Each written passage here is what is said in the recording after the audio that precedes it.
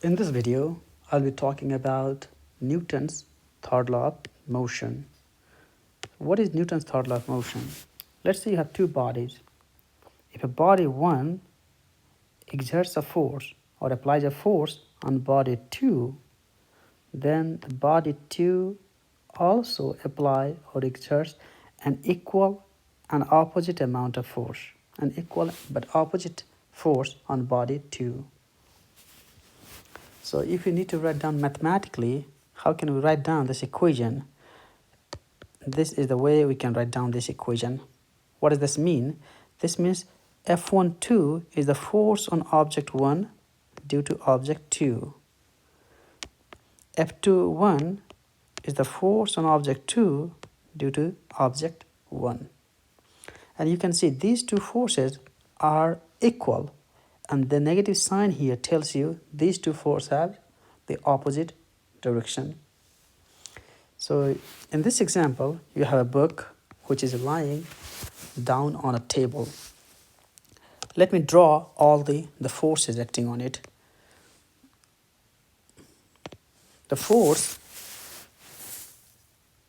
onto the book, there are two forces. The one force, the book is applying a force. The book is applying a force which is downward onto the table. Okay, so this is the force on table due to the book. FTB stands for the force onto the table by the book. And at the same time, the table also exerts a force onto the book. This force here. And this force is the force onto the book by the table. And these two forces, you can see here, is exactly equal and opposite.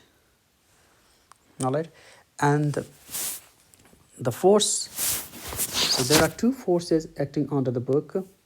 So this force we sometimes also call the normal force here. Okay, and so the force acting onto the book, there are two forces. The one force is due to the gravity, which is downward, and the other force onto the book is the normal force. And these two forces are equal and opposite. And as the total force acting under the book is exactly equal and opposite, that means the total force acting in this case, the total force acting onto the book is 0. The book is not moving anywhere. If all of a sudden, let's say if I remove the table, what will happen? There will be only one force acting onto the book. And that force will be the gravity force. As the total force in this case is not equal to 0, the book will start moving down in the direction of the force. But in this case, there are two forces. The one force is due to the gravity, and the other force is the normal force by the table onto the book. And these two forces are exactly equal and opposite, and the object, that's the reason the object is not moving anywhere. All right.